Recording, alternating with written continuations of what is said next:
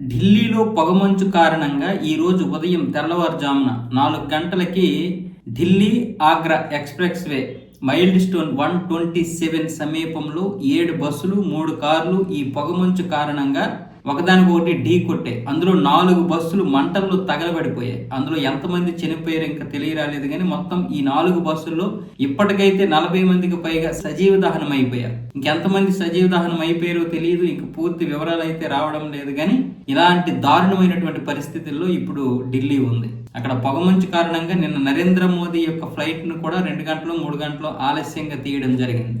ఇప్పుడేమొచ్చేసి ఈ యొక్క వాహనాలు ఈ విధంగా ఢీ కొట్టాయి. ఇంకా ఎన్ని ప్రమాదాలు జరుగుతాయో తెలియదు. అధికారులు చేస్తున్నటువంటి ఆ విజ్ఞప్తులు ప్రజలు కూడా పట్టించుకోవడం లేదు పెద్దగా. అయితే అధికారులు విజ్ఞప్తులే కాకుండా తగిన జాగ్రత్తలు కూడా పాటించే విధంగా అక్కడ ఏర్పాట్లు చేయాల్సిందే. ఇక లేకపోతే ప్రమాదాలు ఇంకా ఎక్కువయ్యే అవకాశాలు ఉన్నాయి. అంత పొగమంచు ఉంది.